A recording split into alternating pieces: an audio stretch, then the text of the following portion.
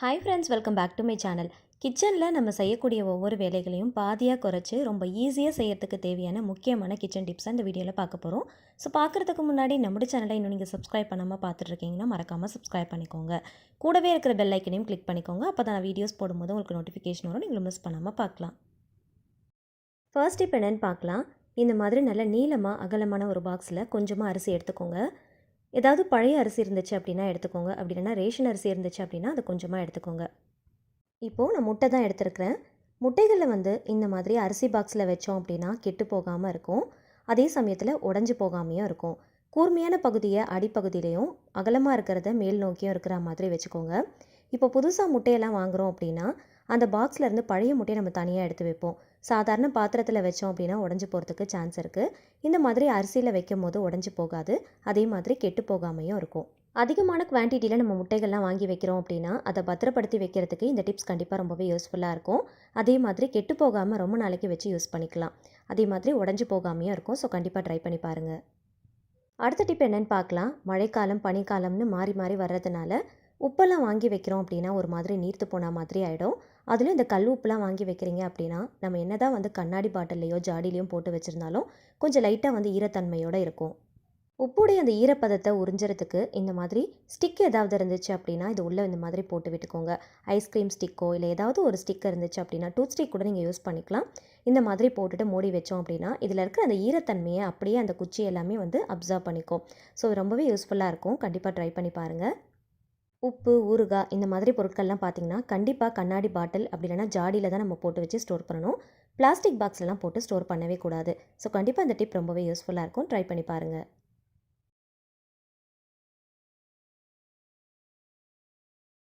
இதே போல் சால்ட்டு பாட்டில்லையும் ஒரு ஐஸ்கிரீம் ஸ்டிக்கை போட்டு விட்டுடலாம். நம்ம சால்ட்டை பாட்டிலில் போடும் போதே இந்த மாதிரி நம்ம போட்டு வச்சிட்டோம் அப்படின்னா நம்ம லாஸ்ட் வரைக்கும் யூஸ் பண்ணும் போது எந்த விதமான ஈரத்தன்மையும் இல்லாமல் நம்ம ஃப்ரெஷ்ஷாக வச்சு யூஸ் பண்ணிக்கலாம். அடுத்த டிப் என்னென்னு பார்க்கலாம். அதிகமான குவான்டிட்டியில் வாழைப்பழம்லாம் வாங்கி வைக்கிறோம் அப்படின்னா ஒரு சில பழங்கள் ரொம்ப கண்ணி போன மாதிரி ஆகிடும். ஒரு மாதிரி நிறம் மாதிரி கருப்பு கலரில் மாறிடும். ஸோ அந்த மாதிரி ஆகாமல் இருக்கிறதுக்கு இந்த ஒரு சின்ன டிப்பை ஃபாலோ பண்ணிக்கோங்க. அதோடைய காம்பு பகுதியில் ஃபாயில் பேப்பரை வச்சு நல்லா டைட்டாக ரேப் பண்ணிவிடுங்க. ஸோ இந்த மாதிரி பண்ணுறதுனால நம்ம வாங்கும் போது எந்த அளவுக்கு ஃப்ரெஷ்ஷாக இருக்கோ அதே மாதிரி தான் இருக்கும். ஒரு சில பழங்கள் பார்த்திங்கன்னா உரிக்கும் போது நல்லாயிருக்கும். ஆனால் உரிச்சதுக்கப்புறம் பார்த்திங்கன்னா நடுநடுவில் கொஞ்சம் கருப்பு கலரில் நிறம் மாறி கொஞ்சம் கண்ணி போன மாதிரி இருக்கும். ஸோ அந்த மாதிரி ஆகாமல் இருக்கிறதுக்கு அதிகமான குவான்டிட்டியில் நம்ம வாங்கி ஸ்டோர் பண்ணும்போது இந்த டிப் கண்டிப்பாக ரொம்பவே யூஸ்ஃபுல்லாக இருக்கும். ட்ரை பண்ணி பாருங்கள். அடுத்த டிப் என்னென்னு பார்க்கலாம். எல்லாருடைய வீட்லேயுமே கண்டிப்பாக டெய்லியுமே சிசரும் நைஃபும் நம்ம டெய்லி யூஸ் பண்ணிட்டுப்போம். ஸோ நாளாக அதோடைய ஷார்ப்னஸ் பார்த்திங்கன்னா ரொம்பவே கம்மியான மாதிரி ஆகிடும். ஸோ அந்த மாதிரி டைமில் இந்த டிப் கண்டிப்பாக ரொம்பவே யூஸ்ஃபுல்லாக இருக்கும். இதை ஷார்ப் பண்ணுறதுக்காக நம்ம தனியாக ஆன்லைனில் மெஷின்ஸ்லாம் எதுவுமே வாங்கணும் அப்படிங்கிற அவசியம் இல்லை. ஸோ அந்த டைமில் நமக்கு இந்த ஒரு சின்ன டிப் ரொம்பவே யூஸ்ஃபுல்லாக இருக்கும். நம்ம ஏதாவது பொருட்கள்லாம் வாங்குகிறோம் அப்படின்னா ஃபாயில் பேப்பரில் வச்சு ரேப் பண்ணி கொடுப்பாங்க இல்லையா. ஸோ அதெல்லாம் எடுத்து ஜஸ்ட் வாஷ் பண்ணி ஒரு பாக்ஸில் போட்டு ஸ்டோர் பண்ணி வச்சுக்கோங்க. இந்த மாதிரி குட்டி குட்டி விஷயத்துக்கு நமக்கு தேவைப்படும். இந்த ஃபாயில் பேப்பரை வச்சு நல்லா தேய்ச்சோம் அப்படின்னா நல்லா ஷார்ப் ஆகிடும். அதே சமயத்தில் அதில் ஏதாவது துருப்பிடிச்ச கரைகள் இருந்தாலும் போயிடும். நல்லா பாலிஷ் போட்ட மாதிரி நல்ல ஷைனிங்காக இருக்கும். ஸோ பார்க்கும் போதே உங்களுக்கு தெரியும். ஸோ கண்டிப்பாக ட்ரை பண்ணி பாருங்கள். ரொம்ப ரொம்ப யூஸ்ஃபுல்லான ஒரு டிப்ஸும் கூட. அடுத்த டிப் என்னென்னு பார்க்கலாம். இதுக்காக நான் ஒரு பிரிஞ்சி இலை தான் எடுத்துருக்கிறேன். இதை லைட்டாக ஹீட் பண்ணிக்கலாம். இந்த மாதிரி நெருப்பில் காட்டணும் அப்படின்னா லைட்டாக புகை வர ஆரம்பிக்கும். ஸோ இதை நம்ம நல்லா ஸ்மெல் பண்ணோம் அப்படின்னா நமக்கு இருக்கிற தலைவலி, தலைபாரம், மூக்கடைப்பு இது எல்லாமே சரியாயிடும். இந்த கிளைமேட்டுக்கு இந்த டிப் ரொம்பவே யூஸ்ஃபுல்லாக இருக்கும். அது மட்டும் இல்லைங்க, இதை இந்த மாதிரி கொளுத்திட்டு ஒரு கொட்டாங்குச்சியில் நம்ம போட்டு வச்சிட்டோம் அப்படின்னா இதோடைய வாசனைக்கு கொசு, பூச்சி இந்த மாதிரியான தொல்லைகள் சுத்தமாக இருக்காது. ஸோ கண்டிப்பாக ட்ரை பண்ணி பாருங்கள். இதை ஸ்மெல் பண்ணும்போது நமக்கு இருக்கிற தீராத தலைவலி, தலைபாரத்துலேருந்து நல்ல ஒரு ரிலீஃப் கிடைக்கும். ஸோ கண்டிப்பாக ட்ரை பண்ணி பாருங்கள். இதை கொளுத்தி வைக்கிறதுனால வீட்டில் ஒரு நல்ல பாசிட்டிவ் வைப்ஸும் கிடைக்கும். அடுத்த டிப் என்னென்னு பார்க்கலாம். குழந்தைங்களுக்கு இந்த மாதிரி ஏதாவது ஸ்டிக்கர்லாம் நம்ம ஒட்டி கொடுக்குறோம் அப்படின்னா கம் யூஸ் பண்ணி ஒட்டுற மாதிரி இருக்கும் இல்லையா. ஸோ கம்மை டேரெக்டாக அப்ளை பண்ணி ஒட்டுற மாதிரினா ஓகே. பட் கையில் யூஸ் பண்ணி நம்ம அப்ளை பண்ணுறோம் அப்படின்னா இந்த ஒரு சின்ன டிப்பை ஃபாலோ பண்ணிக்கோங்க. குழந்தைங்களுக்கும் இதை டீச் பண்ணுங்கள். கம்மை நம்ம கையில் அப்ளை பண்ணுறதுக்கு முன்னாடி கையில் இந்த மாதிரி செலஃபன் டேப்பை நல்லா சுற்றி விட்டுக்கோங்க. ஒரு சின்ன பீஸ் எடுத்து இந்த மாதிரி சுற்றி விட்டுக்கோங்க. விட்டுட்டு இதுக்கப்புறமா கம்மை இதில் அப்ளை பண்ணிவிட்டு நம்ம தடவணும் அப்படின்னா கையில் ஒட்டாமல் இருக்கும். சம்டைம்ஸ் க்ளூ ஸ்டிக் இல்லைனா ஃபெவிகால் இந்த மாதிரி நம்ம யூஸ் பண்ணுறோம் அப்படின்னா ஸோ அந்த மாதிரி டைமில் ரொம்ப கையில் அப்படியே ஒட்டிக்கும். அதை கையிலேருந்து எடுக்கிறதுக்காக நம்ம என்னென்னமோ பண்ணுவோம் இல்லையா. ஸோ அந்த மாதிரி ஆகாமல் இருக்கிறதுக்கு இந்த ஒரு சின்ன டிப்பை யூஸ் பண்ணிக்கோங்க. செலஃபன் டேப்பை கையில் நம்ம இந்த மாதிரி விரலில் சுற்றிட்டு அதுக்கப்புறமா அப்ளை பண்ணோம் அப்படின்னா கம்மு கொஞ்சம் கூட நம்ம கையில் படவே படாது. நீங்கள் ஃபெவிகால், ஃபெவிகம் எது வேணாலும் நீங்கள் தாராளமாக பயப்படாமல் யூஸ் பண்ணிக்கலாம்.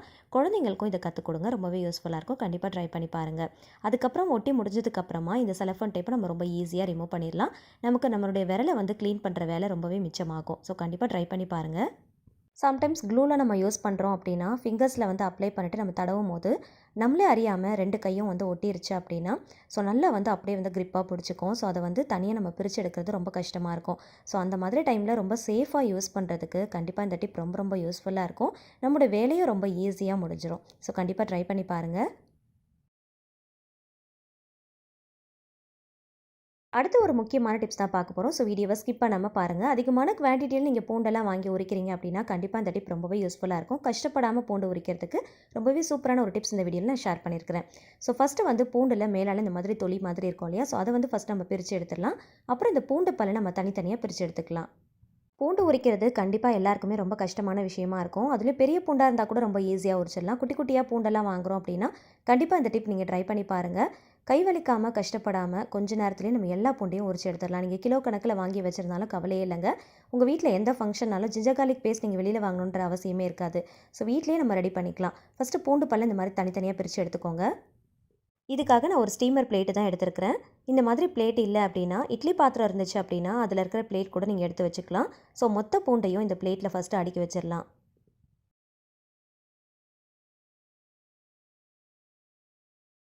தனித்தனியாக பிரித்த மொத்த பூண்டையும் இந்த மாதிரி ஒரே பிளேட்டில் அடுக்கி எடுத்து வச்சுக்கோங்க. இப்போ ஒரு ப்ரெஷர் குக்கரில் கொஞ்சமாக தண்ணி ஊற்றிட்டு உள்ளே வந்து ஒரு ஸ்டாண்டு வச்சுக்கலாம். தண்ணி வந்து ரொம்ப கொதிக்கணும்னு அவசியம் இல்லை. லைட்டாக வந்து பபிள்ஸ் வந்து நல்லா பாயில் ஆனதும் ஸ்டவ் ஆஃப் பண்ணிடலாம். ஒரு 5 நிமிஷத்துக்கு கொதிக்க வச்சாலே போதும். ஸோ கொதிக்கும் போது இந்த மாதிரி பாருங்கள் குட்டி குட்டியாக பபிள்ஸ் வர ஆரம்பிக்கணும். ஸோ இந்த டைமில் ஸ்டவ் ஆஃப் பண்ணிவிட்டு நம்ம எடுத்து வச்சுருக்கிற பூண்டுடைய பிளேட்டை அப்படியே உள்ளே வச்சிடலாம். தண்ணி கொதித்து பபிள்ஸ் வர ஆரம்பித்ததும் ஸ்டவ் ஆஃப் பண்ணிவிட்டு அதுக்கப்புறம் தான் பூண்டு பிளேட்டை நீங்கள் உள்ளே வைக்கணும். பூண்டு பிளேட்டை உள்ளே வச்சுட்டு தண்ணியை வந்து கொதிக்க வைக்கக்கூடாது. அந்த மாதிரி வச்சோம் அப்படின்னா பூண்டு வந்து வெந்து போன மாதிரி ஆகிடும். மூடியில் கேஸ்கெட் போட்டு தனியாக எடுத்து வச்சுக்கோங்க. இப்போ பாருங்கள் உள்ளே இருக்கிற அந்த ஸ்டீம் எல்லாமே வெளியில் இந்த மாதிரி வர ஆரம்பிக்கும். அதுக்காக தான் இந்த மாதிரி ஸ்டீமர் பிளேட்டோ அப்படி இல்லைனா இட்லி பிளேட்டோ நம்ம எடுத்துக்கிறது ரொம்பவே நல்லது. ஸோ அந்த ஸ்டீம் வந்து வெளியில் வரணும். அது உள்ளே இருக்கிற அந்த ஆவி வந்து அப்படியே வெளியில் வரும்போது நம்ம வந்து மூடியை வந்து போட்டு நல்லா டைட்டாக மூடிடலாம். கேஸ்கெட் விசில் போட்டு அப்படியே மூடி வச்சிடணும். ஆனால் ஸ்டவ் வந்து ஆஃபில் தான் இருக்கணும். ஒரு 10 நிமிஷத்துக்கு அப்படியே விட்டுடலாம். ஒரு 10 நிமிஷம் கழித்து மூடியை ஓப்பன் பண்ணி பாருங்கள்.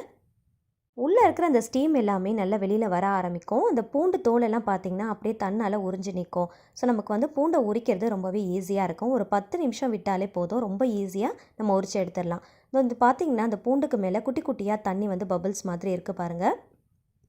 இந்த மாதிரி பண்ணுறதுனால பூண்டு வந்து வெந்து போன மாதிரி ஆகிடுமோ, அதாவது குக்கான மாதிரி ஆகிடுமோ அப்படின்னு நினச்சிங்கன்னா கண்டிப்பாக கிடையவே கிடையாது.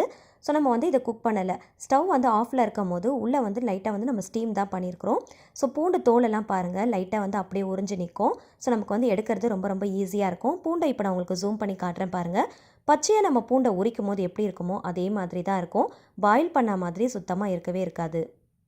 பூண்டுடைய தோலெல்லாம் அந்த ஹீட்லேயே நல்லா உறிஞ்சு அப்படியே நிற்கும். நமக்கு எடுக்கிறது வந்து ரொம்ப ஈஸியாக இருக்கும். எவ்வளோ பூண்டு இருந்தாலும் ரொம்ப ரொம்ப ஈஸியாக நம்ம உரிச்சு எடுத்துடலாம். மோஸ்ட்லி இஞ்சி பூண்டு பேஸ்ட்டு யூஸ் பண்ணாத சமையலே இருக்காது. முக்கியமாக நான்வெஜ்லாம் நம்ம செய்கிறோம் அப்படின்னா இஞ்சி பூண்டு பேஸ்ட் நமக்கு அதிகமாக தேவைப்படும். முக்கியமாக பிரியாணியெல்லாம் செய்யும் போது நமக்கு ரொம்ப ரொம்ப அதிகமாக தேவைப்படும். வீட்டில் ஏதாவது ஒரு ஃபங்க்ஷன் இந்த மாதிரி நம்ம எதனா செய்கிறோம் அப்படின்னா இஞ்சி பூண்டு பேஸ்ட்டெல்லாம் வெளியில் வாங்கணும் அப்படிங்கிற அவசியமே இருக்காது. வெளியில் வாங்குறீங்க அப்படின்னா நிறைய ப்ரிசர்வேட்டிவ்ஸ், கலர்ஸ் இந்த மாதிரியெல்லாம் போட்டு வச்சுருப்பாங்க. ஸோ அது வந்து உடம்புக்கு நல்லதே கிடையாது. முடிஞ்ச அளவுக்கு வீட்டில் ப்ரிப்பேர் பண்ணி வச்சுக்கிறது ரொம்பவே நல்லது. பெரிய பூண்டை கூட நம்ம உரிச்சிடலாம். ஆனால் சின்ன பூண்டை உரிக்கிறது ரொம்பவே கஷ்டமாக இருக்கும். ஸோ அந்த மாதிரி டைமில் கண்டிப்பாக அந்த டிப் ரொம்பவே யூஸ்ஃபுல்லாக இருக்கும். ட்ரை பண்ணி பாருங்கள். வேலைக்கு போகிற பெண்களாக இருக்கிறீங்க அப்படின்னா கண்டிப்பாக இந்த டிப் உங்களுக்கு ரொம்பவே யூஸ்ஃபுல்லாக இருக்கும்.